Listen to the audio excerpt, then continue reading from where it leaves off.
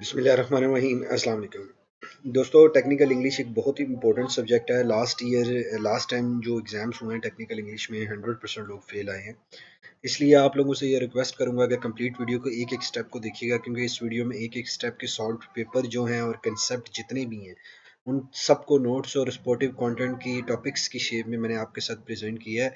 अगर आप इस वीडियो को कम्प्लीटली तौर पे एक एक स्टेप्स को हैंड फ्री लगा के उर्दू की लैंग्वेज में गौर से सुनते हैं तो हम 100% श्योर कि आपके 90% तक कंसेप्ट क्लियर हो जाएंगे टेक्निकल इंग्लिश के। जो थोड़े बहुत होंगे वो आप 90 इन कंटेंट से ही आप तैयारी वगैरह कर सकेंगे, लिख सकेंगे। आप लोगों को एक बात मैं क्लियर बता दूं, जैसे कि अभी आप इंटरनेट के अंदर पूरा इंटरनेट छान मारें लेकिन आपको सॉल्व पेपर नहीं मिलेगा एक भी। मैंने आपके लिए वॉइस में इसलिए लाया कि लोग जॉब कर रहे हैं, साथ साथ एग्ज़ाम्स की तैयारी कर रहे हैं, तो उनके लिए काफ़ी मुश्किल होता है, इसलिए फेल हो जाते हैं। तो आप लोगों के लिए ये कंटेंट को बनाने का मकसद ये एक एक टॉपिक पे देखें, क्वेश्चन है, ईच क्वेश्चन को सर्चिंग करना, उसके ऊपर फिर हर एक क्वेश्चन के टॉपिक के कंसेप्ट क्लियर करना, उसके ऊपर फिर आपके लिए वीडियो लेकर आना, फिर वीडियो के बाद उसको आपके साथ शेयर करना। ये तमाम तर चीज़ों में बहुत ज़्यादा एफर्ट्स पुट होती है। अगर जिन लोगों को लगता है कि एफर्ट्स पुट नहीं होती, तो ये मेरी वेरी लास्ट वीडियो है। मैं आज यकीन करें, मुझे कुछ लोगों ने बहुत दिल से रिक्वेस्ट की है कि एक टाइम वीडियो बना दें, क्योंकि वजह ये है आप लोग वीडियो देख रहे हैं, तकरीबन 300 लोग वीडियो देख रहे हैं। मुझे लाइक्स चाहिए नहीं, लेकिन एप्रिसिएशन होती है कि यार चलो लोगों ने पसंद किया, लोगों की हेल्प हुई है। बहुत ज़्यादा एफर्ट्स होती है। मैं एक बंदे को चैलेंज करता हूँ, कोई एक बंदा मुझे इस तरह की कंटेंट तैयार करके वीडियो बना के ला दे, मैं मान जाऊंगा। उसके उससे फिर पूछेंगे कितनी एफर्ट्स होती है। तो आप लोग 300 लोग वीडियो देखी है एक दिन में, लेकिन उसमें से सिर्फ 12-14 लोग, 17 लोगों ने या 20 लोगों ने मैक्सिमम लाइक किया वीडियो को, और कमेंट्स में 4-5 लोगों ने कमेंट्स किया। अगर आप इस बार आगे जारी बात है, एग्जाम्स आने हैं आगे आगे, एम कॉम का सेमेस्टर चलता रहेगा और काफ़ी सारे टॉपिक्स ऊपर आते रहेंगे। तो एंटरप्रेन्योरशिप पे भी जाके मेरी वीडियो देख के आप कमेंट्स देख देख सकते हैं। लोगों ने क्या है कि इस वीडियो से हम लोगों का पेपर बहुत अच्छा हुआ है। मैनेजमेंट में भी बहुत सारे लोगों का कंसेप्ट क्लियर हुआ है, उसमें उन्होंने एग्जाम्स दिया है। तो ये मैं एक वीडियो बना रहा हूँ, ये मैं आप लोगों को वो नहीं कह रहा कि यार मैं वीडियो नहीं बनाऊंगा, लेकिन यार एप्रिसिएशन जब नहीं मिलती ना, तो एफर्ट्स को रिगार्ड नहीं किया जाता, तो उसके बाद फिर उस चीज़ के ऊपर वीडियो बनाने का कोई फायदा नहीं। अगर आप पहली बार वीडियो को देख रहे हैं तो काइंडली प्लीज़ चैनल को सब्सक्राइब कर लें, नोटिफिकेशन बेल आइकन ऑन करें, ताकि तमाम तर एग्जाम्स की प्रिपरेशन बर वक्त करके आप तैयारी करके बेहतर तौर पे ग्रो कर सकें। और मेनली इम्पोर्टेंट कि अगर वीडियो आपको लाइक हो तो लाइक कर दें, नहीं लाइक तो एटलीस्ट यार कमेंट्स में बताएं तो सही कि आपको नहीं लाइक क्या इसमें प्रॉब्लम है, ताकि नेक्स्ट टाइम उसके ऊपर काम किया जा सके। आपकी फीडबैक का बहुत बहुत बहुत शिद्दत से इंतज़ार होता है। लेकिन अगर आप इस तरह से रिगार्ड नहीं करेंगे, अप्रिशिएट नहीं करेंगे एफर्ट्स को, जो इतनी ज़्यादा एफर्ट्स हैं, तो फिर उसका कोई फ़ायदा नहीं है। अभी चलते हैं अपने टॉपिक की जाने। मेरा मकसद मेनली आपके कंसेप्ट को क्लियर करना है एग्जाम्स के अकॉर्डिंगली। तो अब मैं अपने टॉपिक की तरफ जाता हूँ। यहाँ पे मैं आप लोगों को एक चीज़ क्लियर बताता चलूँ कि इलामा इकबाल ओपन यूनिवर्सिटी के ये 8 साल पेपर्स प्रेजेंट कर रहा हूँ। यहाँ पे जो क्वेश्चन पेपर आपको नज़र आ रहे हैं, ये बार बार मैं रिवर्स करके क्वेश्चंस को डिस्प्ले नहीं करूँगा। अगर आप लोगों को वो क्वेश्चन देखना है कि जिसका आंसर मैं बता रहा हूँ, जिसके कंसेप्ट मैं बता रहा हूँ, तो आप बैक करके वीडियो को स्टार्ट में देख सकते हैं, क्योंकि वीडियो ऑलरेडी इसी उस पर बहुत ज़्यादा बड़ी हो जाएगी। तो अगर मैं उस चीज़ पर चला जाता हूँ कि बैक बैक करके क्वेश्चन के, तो वो वीडियो और ज़्यादा लेंथी हो जाएगी। आप क्वेश्चन यहाँ से देख लें और देख के लिख लें, या स्क्रीनशॉट लेके प्रिंट लेके पास रख लें जब मैं आंसर दे रहा हूँ। या थर्डली, अगर आप कुछ भी नहीं करते तो इस वीडियो को बैक करके आप इसके टाइमिंग को देख लें, इस वक्त टाइम क्या हो रहा है, जिस टाइम पे मैंने वीडियो देखी है टाइम लिख लें, उस टाइम पे जाके क्वेश्चन को एक दफ़ा रिव्यू कर लिया करा करें और फिर यहाँ पे आके आंसर कर लिया करा करें। तो सबसे पहले स्टेजेस, टेक्निकल राइटिंग के स्टेजेस क्या क्या होते हैं, कि आप जब टेक्निकल राइटिंग करने जा रहे होते हैं तो क्या क्या स्टेप्स आपने माइंड में रखने होते हैं जिसके लिए आप तैयारी करते हैं। तो सबसे पहले आपने ऑडियंस को रखना है कि आप जिसके लिए लिखने जा रहे हैं वो लोग कौन है, वो लोग क्या चाहते हैं, ठीक है। उसके बाद आपने सबसे पहले ऑडियंस को अपने पास नोट कर लिया, फिर आपने कलेक्ट करना है, इन्फो रिसर्च करनी है आपने, जो टॉपिक है उसके ऊपर आपने एक गूगल से कुछ रिसर्च करी। रिसर्च का मतलब ये नहीं होता कि कॉपी पेस्ट, रिसर्च का मतलब ये होता है कि आप उससे रेलिवेंट कुछ कंटेंट के कंसेप्ट क्लियर करके अपने अपनी जो नॉलेज है उसको ऐड करके आप रिप्रेजेंट कर सकें। ओके नाउ फिर आप जब ये दोनों चीज़ें कर लेंगे, फिर आपने राइटिंग स्ट्रक्चर करना है, जिसमें इंट्रो आएगा, ठीक है, बॉडी आएगी, बॉडी की आउटलाइन और बॉडी आएगी। आउटलाइन में बता दिया कि बॉडी में आप क्या बताने जा रहे हैं, कंक्लूजन आएगी। ये स्टेजेस हैं। उसके बाद ड्राफ्टिंग और राइटिंग आप करेंगे। एक्टिव वॉइस आप यूज़ करेंगे, यहाँ पे सिंपल वर्ब सेंटेंसेस यूज़ करेंगे, सिंपल सेंटेंसेस यूज़ करेंगे। ये क्वेश्चन टेक्निकल राइटिंग के प्रोसेस का आएगा, बार बार रिपीट आएगा। अगर आपको सिंपल टेक्निकल राइटिंग में भी अगर वो पूछता है तो आप ये टेक्निकल राइटिंग के प्रोसेस को लिख सकते हैं। ये प्रोसेस ही आपकी बहुत ज़्यादा हेल्प कर देगा। ठीक है, उसके बाद आता है कि आपने जब इसको कर लिया उसके बाद सबमिट फॉर रिव्यू करेंगे। रिव्यू किसे करेंगे, या खुद से आप उसको रिप्रेजेंट कर लें, एक दफ़ा दोबारा से रिव्यू कर लें, या आप किसी एक्सपर्ट को, रेलिवेंट एक्सपर्ट के साथ शेयर कर सकते हैं, उसको आप रिव्यू करवा सकते हैं। रिलीज और पब्लिश, उसके बाद आप रिलीज कर दें, ये प्रोसेस है। Okay, now common punctuation marks. अच्छा, पंक्चुएशन की, पंक्चुएशन लोगों को नहीं पता। पंक्चुएशन एक है सेंटेंस को या एक ग्राफ को, पैराग्राफ को एक मोर अट्रैक्टिव और मोर क्लियर बनाने के लिए पंक्चुएशन का यूज होता है, जिससे समझ आती है कि ये क्या कहने जा रहे हैं, ये क्या कह रहे हैं। तो पंक्चुएशन को याद करना बहुत जरूरी है। पंक्चुएशन कोई से भी 5, 10, 8, 10 इस तरह से आपसे पंक्चुएशन पूछेंगे। मैंने ओवरऑल पंक्चुएशन को डिस्कस कर लिया, एक एक दफा आप सुन लें, आपको इंशाल्लाह क्लियर हो जाएगा। फुल स्टॉप बचपन से पढ़ते आ रहे हैं कि यार जब फुल स्टॉप होता है तो चीज़ें रुक जाती हैं, वहाँ पे सेंटेंस खत्म हो जाता है। क्वेश्चन मार्क, सवालिया निशान, एक्सक्लेमेशन मार्क, जब आप बहुत एक्साइटेड होते हैं, आप एक्साइटेड होते हैं जब बहुत ज़्यादा एक्सप्रेशन शो कर रहे होते हैं किसी सेंटेंस के अंदर या किसी वर्ड के अंदर, उससे आगे हम एक्सक्लेमेशन मार्क लगाते हैं। कोमा, जब एक बात चल रही है और उसको साथ ही दूसरी बात अटैच करने जा रहे हैं तो कोमा लगाएंगे। कॉलन, कॉलन में जब किसी चीज़ को हम इंट्रोड्यूस करने जा रहे होते हैं सीरीज वाइज तो तब हम कॉलन लगाते हैं। सेमी कॉलन हम क्या लगाते हैं, दो इंडिपेंडेंट क्लाउज। ये कोमा खुद बता रहा है, ये कोमा और ये कोमा इन दोनों के सेम फंक्शंस हैं। ठीक है। डैश, डैश बेसिकली प्रेजेंट करती है 2001 से 2019 तक, जब हम मतलब एक रेंज बता रहे होते हैं तो उस वक्त हम डैश यूज करते हैं। हाइफन, हाइफन बेसिकली बता रहे होते हैं यस बट नॉट, मतलब एक वर्ड को दूसरे वर्ड के साथ जोड़ा जा रहा होता है लेकिन दोनों डिफरेंट मीनिंग शो कर रहे होते हैं, तो उस वक्त हम हाइफन डैश का यूज करते हैं। Okay, now bracket square. Bracket square basically हम तब यूज करते हैं, मैं इसको थोड़ा सा जूम कर लूँ ताकि आप लोगों को ज्यादा बेटर तौर पे, एक सेकंड, जरा नजर आ सके। ये एक सेकंड, ये मैं इसको फिर नीचे से रोटेट भी कर लूंगा ताकि आप लोगों को बेहतर तौर पे नजर आ सके। ठीक है, ये आ गया। ओके, यहाँ पे आ गया हाइफन और फिर हम ब्रैकेट में थे। ब्रैकेट बेसिकली कोड को प्रेजेंट करती है, जब भी कोई इंपॉर्टेंट बात कर रही होती हैं तो स्क्वायर ब्रैकेट में आ रही होती है। और ब्रैकेट्स एक है हमारी करली ब्रैकेट्स है, मैथमेटिक्स जब हम कर रहे होते हैं करली ब्रैकेट्स में कर रहे होते हैं। पैरेंथेसिस है रिप्लेसमेंट ऑफ कोमा। ये देखें, रिप्लेसमेंट ऑफ कोमा करेंगे या आप एक बात को दूसरी बात से अलग करेंगे, ये मैं यहाँ पे मैंने रिप्लेसमेंट ऑफ कोमा बताया था। ये अब यहाँ से जब इसको रिप्लेस करेंगे तो आप यहाँ पे पैरेंथेसिस ब्रैकेट्स लगाएंगे। अपोस्ट्रोफ, ये कौन सा साइन होता है, ये जब सिंगल कोट हम प्रेजेंट कर रहे होते हैं, सिंगल कोट जिसको बोला जाता है। कोटेशन साइन, कोटेशन आपको पता है जब भी कोई इंपॉर्टेंट बात की जा रही होती है तो कोटेशन मार्क्स लगते हैं। एलिप्सिस, एलिप्सिस मतलब कोई बात कंटिन्यू चल रही होती है तो एलिप्सिस के साइन लगते हैं, 3 डॉट्स लगते हैं। ठीक है, उसके बाद स्लैश, स्लैश लगती है, देख लें, और को शो करती है, एंड को शो करती है। ठीक है, और फिर यहाँ पे बुलेट मार्क्स, ये तमाम तर चीज़ें जो है ना ये हमारी आ जाती है पंक्चुएशन। उसके बाद टेक्निकल इंग्लिश में विजुअल एड्स इन टेक्निकल इंग्लिश। विजुअल एड्स इन टेक्निकल इंग्लिश बेसिकली क्या होते हैं, कहाँ कहाँ यूज़ करते हैं, इन तमाम को मैंने थोड़ा थोड़ा मैंने पॉइंट्स की शेप में लिख दिया है। ठीक है, बेसिकली ये विजुअल एड्स को मज़ीद जब आप कंटेंट किसी को समझा रहे होते हैं तो मज़ीद उसको डिटेल में एक्सप्रेस करने के लिए विजुअल पिक्चर्स की शेप में आप करते हैं। ये यहाँ पे एग्जांपल देख सकते हैं, पाई चार्ट जब आपने देखा होगा प्रेजेंटेशंस के अंदर या एक्सेल के अंदर, लाइन ग्राफ देखा होगा, फ्लो चार्ट देखा होगा, ड्राइंग इलिस्ट्रेशन देखी होगी, जो ड्राइंग से ड्रॉ की जाती है, फोटोग्राफ्स होती हैं, टेबल होते हैं, चार्ट्स एंड ग्राफ्स होते हैं, लेवल एंड कॉलम्स होते हैं, हाइलाइट्स होते हैं, स्पेशल टेक्निक्स होती हैं, बोल्ड होता है। ठीक है, तो इस तरह से जितनी भी होती हैं आप देखें यही चीज़ यहाँ पे प्रेजेंट हुई है। टेबल, ग्राफ्स, ग्राफ्स में बार ग्राफ आ जाता है, लाइन ग्राफ आ जाता है, कॉलम ग्राफ आ जाता है, चार्ट में पाई चार्ट आ जाता है, फ्लो चार्ट आ जाता है, इलस्ट्रेशन में डायग्राम आ जाती हैं, फोटोग्राफ्स आ जाती हैं, एनिमेशन आ जाती हैं। उसके बाद टेक्स्ट में हाइलाइट्स, हाईलाइट करके टेक्स्ट को बता रहे होते हैं, ये भी विजुअल्स में है, बोल्ड, इटैलिक, अंडरलाइन, कैपिटलाइज, यानी किसी को भी मज़ीद डिटेल में एक इमेज की शो में देखने से एक माइंड कहीं उसको मज़ीद एक्सप्रेस करने की कोशिश करे तो वहाँ पे हम विजुअल एड्स को यूज़ करते हैं। विजुअल एड का क्वेश्चन बहुत बार रिपीट हुआ है, आगे मैं रेफरेंसेस भी देने वाला हूँ कहाँ कहाँ किस किस एग्जाम्स में यूज़ हुआ है। ओके, यहाँ पे क्वेश्चन है करवे मैसेज, करवे message and text features.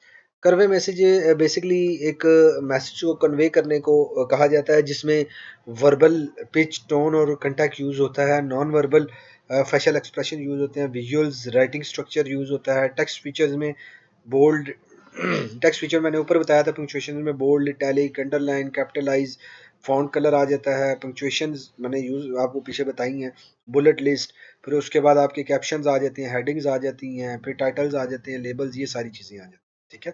Convey message की कौन कौन सी शेप्स होती हैं? टेक्सटिंग में आ जाता है, किसी को मैसेज करते हैं, ईमेल करते हैं, मेमो करते हैं, लेटर करते हैं, ये कन्वे मैसेज होता है। कन्वे मैसेज बेसिकली किसी पैगाम को दूसरी जगह पहुंचाना किसी भी सूरत में, चाहे वो शेयर उसमें कंटेंट यूज हो या उसके सोर्सेज यूज हो, किस तरह से उसको पहुंचाया जा सकता है, तो वो कन्वे मैसेज में आ जाता है। टेक्स्ट फीचर में पंक्चुएशंस का आप जिक्र कर सकते हैं। आप टेक्स्ट फीचर में पंक्चुएशन, ये सारी चीजें भी पंक्चुएशन में आ जाती है। ठीक है। कल्चरल फेस्टिवल के ऊपर एक किसी ने कहा था इनफॉर्मल एक लेटर लिखने को, तो ये मैं पढ़ नहीं रहा, लेकिन मैं आपको यहाँ पे ये बता रहा हूँ, ये आप देख सकते हैं। इसको आप पैक करके जब क्वेश्चन आप रिपीट करेंगे तो यहाँ से आप क्वेश्चन को देख सकते हैं। क्वेश्चन आया हुआ है प्रॉपर फेस्टिवल पे, आप एक इनफॉर्मल, मैंने फॉर्मेट में नहीं लिखा, ठीक है, मैंने जर्नल एक लिख दिया है कि बेसिकली लिखा कैसे जाता है। फॉर्मेट में आगे डिस्कस करूंगा, क्योंकि वो ये सिर्फ ऐसे राइटिंग की बात हो रही थी। फॉर्मेट्स की बात मैं करूंगा, उस फॉर्मेट के मुताबिक आपने लिखा। ठीक है। Technical English basically formal report में, फॉर्मल रिपोर्ट, टेक्निकल इंग्लिश में फॉर्मल रिपोर्ट क्या होती है, उसका फॉर्मेट क्या होता है देख लें। फॉर्मल रिपोर्ट में to, from, subject, sir, body में इंट्रोडक्शन, फिर रिपोर्ट आ जाती है, कंक्लूजन आ जाता है, सजेशन आ जाता है। ठीक है। यहाँ पे आप राइट साइड पे देखेंगे रिटर्न इन पास्ट टेंस, कुछ टिप्स दी हुई हैं। पास्ट टेंस में आपने लिखना है, प्रेजेंट में नहीं लिखना। किसी थर्ड पार्टी के बारे में आपने लिखना है। इनडायरेक्ट स्पीच यूज होगी, क्योंकि इसमें ना आपकी जो सामने वाला है उसकी बात कर रहे हैं, ना आप अपनी बात कर रहे हैं, तो आप किसी थर्ड की बात कर रहे हैं। ठीक है। इनडायरेक्ट टेंस यूज होगा, स्पीच यूज होगी, टाइटल पेज आएगा, समरी आएगी, टेबल ऑफ कंटेंट आएगा, इंट्रोडक्शन आएगा, बॉडी आएगी, फिगर्स, टेबल्स और कंक्लूजन, रिकमेंडेशन और रेफरेंसेस आएंगे। ठीक है। यहाँ पे कुछ टिप्स हैं छोटी छोटी सी, जिसमें formal informal report, formal and informal, अच्छा यहाँ पे सॉरी टिप्स नहीं है, टाइप्स हैं। टाइप्स क्या क्या हैं जी? फॉर्मल एंड इनफॉर्मल रिपोर्ट्स आती हैं, शॉर्ट एंड लॉन्ग रिपोर्ट्स आती हैं, इंफॉर्मेशनल रिपोर्ट्स आती हैं। देखिए, अगर आपसे ये क्वेश्चन अलग से आ जाता है कि टाइप ऑफ रिपोर्ट के बारे में बताएं, तो आपको पता होना चाहिए formal and informal. Formal report वो होती है कि जिसमें एक स्ट्रेट अवे किसी को बड़े क्लियर वर्ड्स में बताया जाता है। ये बेसिकली एक्सटर्नल रिपोर्ट कहलाती है, कि आप इंटरनली बात कर रहे हो तो आप एक्सटर्नली कर रहे होते हो। इनफॉर्मल में ये होता है कि आप एक बड़ी इनफॉर्मल होकर बात कर रहे होते हो, आप कैजुअली होकर बात कर रहे होते हैं, आपको उसमें कोई स्ट्रक्चर को फॉलो करने की ज़रूरत नहीं है, किसी चीज़ को फॉलो करने की ज़रूरत नहीं है, आपने जस्ट बात कन्वे करनी है। शॉर्ट और लॉन्ग टर्म रिपोर्ट, इंफॉर्मेशनल और analytics report, proposal report, vertical and lateral report, internal and external report और पीरियोडिक रिपोर्ट। ठीक है। टेक्निकल इंग्लिश में बेसिकली वो इंग्लिश को, टेक्निकल इंग्लिश में अंदर ये कवर होते हैं चीज़ें वगैरह, जिसमें कॉमर्स सप्लाईज, कॉमर्स सप्लाईज का एक अलग क्वेश्चन आया हुआ। कॉमर्स सप्लाईज होता क्या है, इसको एक छोटी सी डेफिनेशन में मैंने यहाँ पे समझाया है। A comma splice is a particular kind of comma mistake when use comma to join two independent clause. एक मिस्टेक हो रही होती है टेंस के अंदर, उसको कोमे की शेप में आप उसको अलग करते हैं, डिफरेंट करते हैं, कोमा सप्लाइज, कोमा को रिमूव कर देते हैं। ठीक है। जैसे मिसाल के तौर पे she is not healthy, perfect, comma लगा हुआ है, she is ill.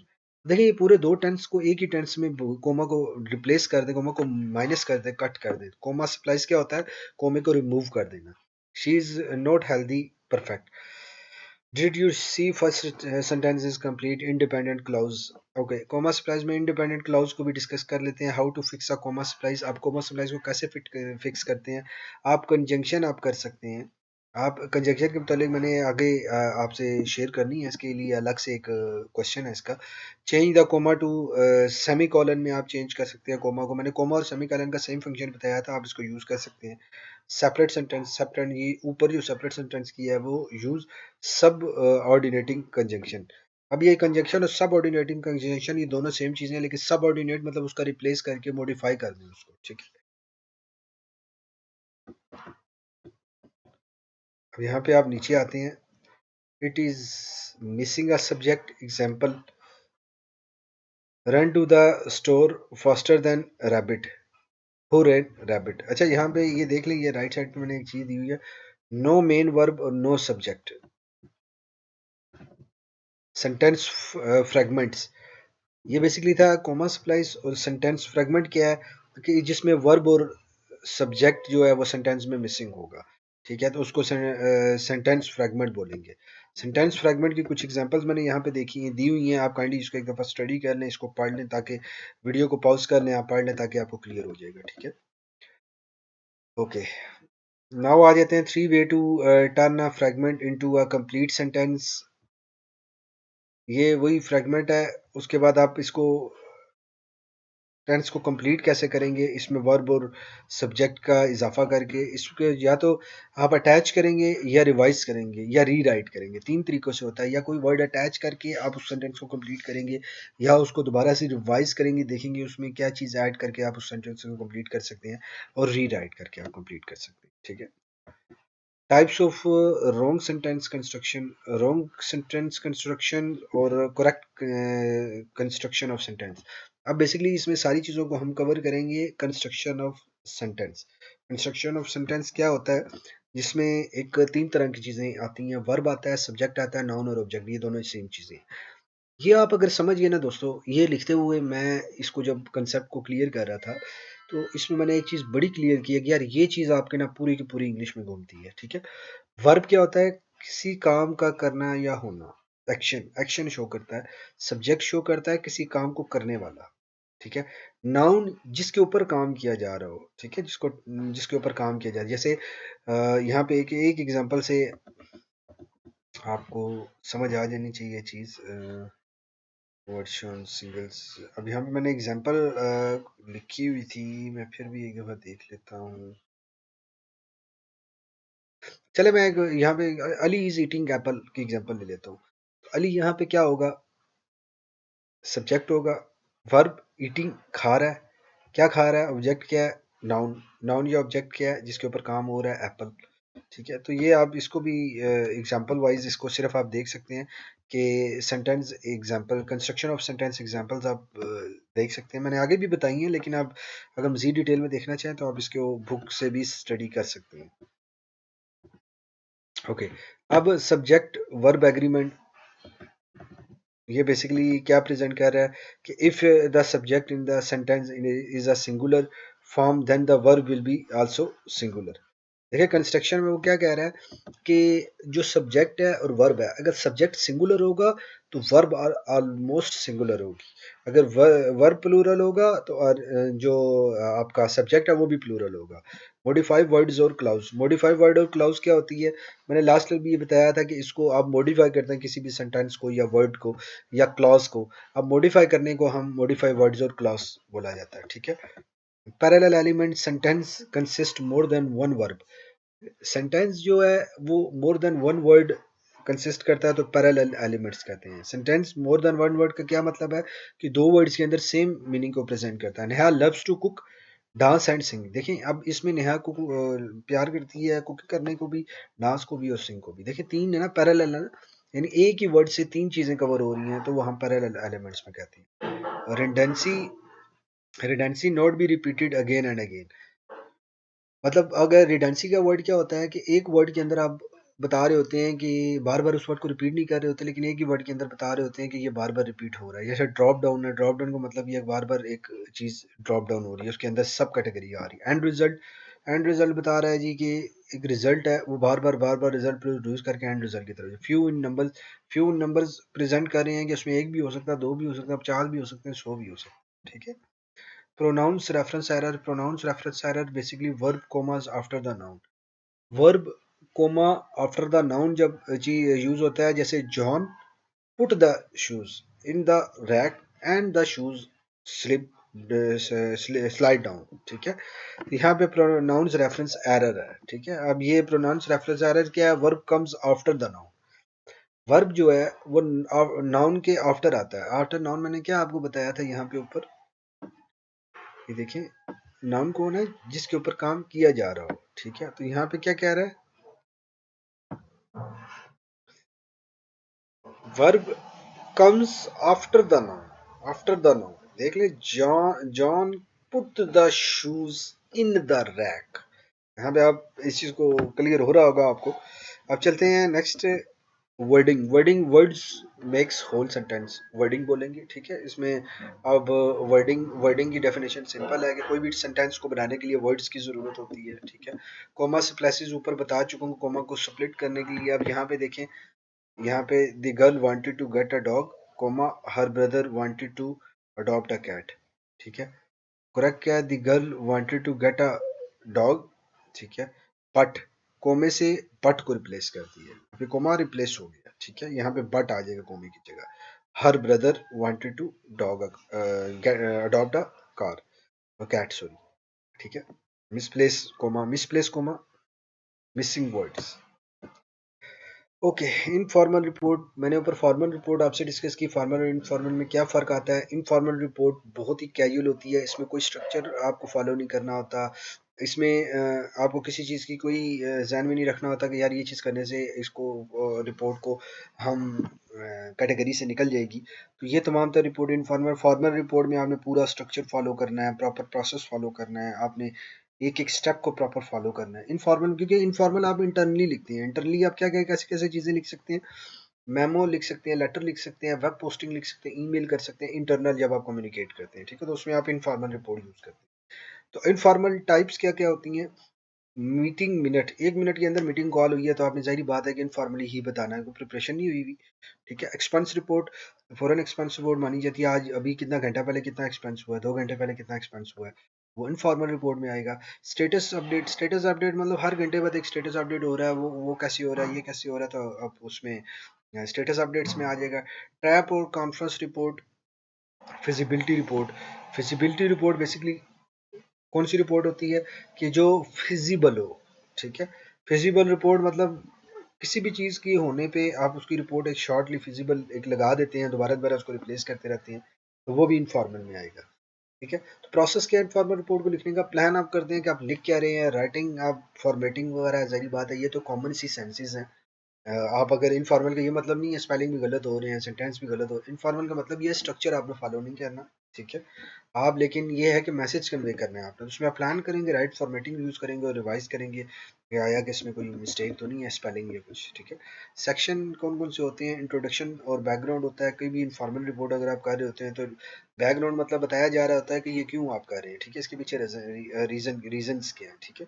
Sport a reason, sport a reason और इंट्रोडक्शन। इंट्रोडक्शन में आप जब लिखने लगे होते हैं तो जिस चीज़ के बारे में लिखने हैं वो पहले बताएंगे, फिर आप रीज़न बताएंगे कि क्यों ये ज़रूरी है, फिर समरी देंगे, कंक्लूजन और रिकमेंडेशन। लेकिन इसका स्ट्रक्चर फॉलो करना ज़रूरी नहीं है, आपने जस्ट मैसेज कन्वे करना है। और इनफॉर्मल में एक और बड़ी इंपॉर्टेंट बात बता दूं कि ये बहुत ही शॉर्ट रिपोर्ट होगी, आपने फ़ौरन मैसेज कन्वे करना है। फॉर्मल रिपोर्ट बहुत डिटेल रिपोर्ट होगी जिसमें तमाम तर स्टैटिस्टिक्स, तमाम तर रेफरेंसेस, तमाम तर चीज़ें आपको देनी होंगी, ठीक है। यह है 2014 का ऑटम, ठीक है। तो ऑटम में ये देख सकते हैं आप, क्वेश्चन मैं रोक भी रहा हूँ आराम आराम से रिप्रेजेंट कर, यहाँ पे आप वीडियो को पॉज कर सकते हैं, यहाँ पे वीडियो को पॉज कर सकते हैं, ठीक है, ताकि आप क्वेश्चन को इजीली देख सकें।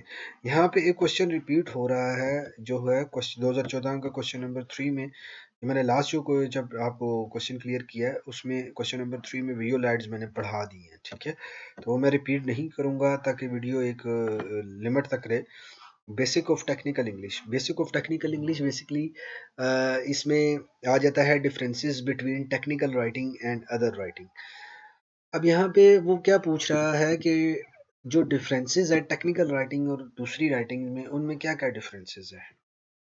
हम पहले इसको डिस्कस करते हैं कि टेक्निकल राइटिंग है क्या है। देखिए टेक्निकल राइटिंग बार बार रिपीट होगा, आपने टेक्निकल राइटिंग के बारे में लिखना है, और अदर राइटिंग के बारे में आपने सिर्फ रेफरेंस दे देना जो मैं इसी आंसर में आपको बताऊंगा। Technical writing create communication and documentation for an organization or business. There are many things depends on writing skills and capacity itself, ठीक है। तो यहाँ पे क्या बेसिकली कंपनी इटसेल्फ सॉरी, यहाँ पे क्या बेसिकली बता रहे हैं कि टेक्निकल रिपोर्ट ऑर्गेनाइजेशन को लिखी जाती है जिसमें डॉक्यूमेंटेशन और कम्युनिकेशन होती हैं डॉक्यूमेंटेशन की शेप में, जिसमें एक ऑर्गेनाइजेशन को रिपीटेडली डिटेल में बताया जा रहा होता है कि क्या क्या कैसे कैसे क्या क्या चीज़ें वगैरह हुई हैं, तो वो बेसिकली टेक्निकल राइटिंग में आती हैं। What makes technical writing unique. अब यहाँ पे देखें अदर और टेक्निकल राइटिंग यूनिक बनाने की इसका क्या मकसद है। ये they write to educate, they write without emotion, they write for people who knows more than, ठीक है, they don't let their readers use imagination. ये आप ना थोड़े थोड़े पॉइंट्स को एक दफ़ा पढ़ते भी रहें वीडियो को पॉज करके, ठीक है। स्टैंडर्ड स्ट्रक्चर फॉलो होता है, वॉइस। देखिए ये what makes an unique. Okay, technical writing basically इसमें क्या यूनिक, आप फॉर्मल रिपोर्ट की जो भी चीज़ें वगैरह हैं ना, आप उसमें ये उस वो भी लिख सकते हैं यहाँ पे, और टेक्निकल रिपोर्ट की भी, एक टेक्निकल राइट्स की भी लिख सकते हैं। यहाँ पे देखें स्ट्रक्चर फॉलो होते हैं, फर्स्ट थर्ड थर्ड पर्सन के बारे में लिखा जा रहा होता है, स्पेसिफिक सेट ऑफ ऑडियंस होता है, स्पेसिफिक एरिया और डोमेन होता है, तो ये सारी चीज़ें हैं, ठीक है। जनरल राइटिंग, जनरल राइटिंग में क्या होता है कि जनरल रिपोर्ट किसी को भी की जा रही होती है, ठीक है। General writing focus on general subject, कोई भी सब्जेक्ट जनरल राइटिंग में हो सकता है। टेक्निकल में प्रॉपर स्टैटिस्टिक, प्रॉपर रेफरेंसेस होते हैं, ठीक है। General report based on personal style, personal style में होता है, उसमें प्रॉपर स्ट्रक्चर फॉलो करते हैं। इट फॉलोज अंडरस्टैंड फॉर्मेशंस, तो ये तमाम तर चीज़ें आप यहाँ पे जनरल राइटिंग के अंदर देख। जनरल राइटिंग में जनरली आप डिस्कस करते हैं, लेटर हम करते हैं, स्कूल को एप्लीकेशन, जॉब एप्लीकेशन, ये तमाम तर चीज़ें यहाँ पे आ जाती हैं, ठीक है।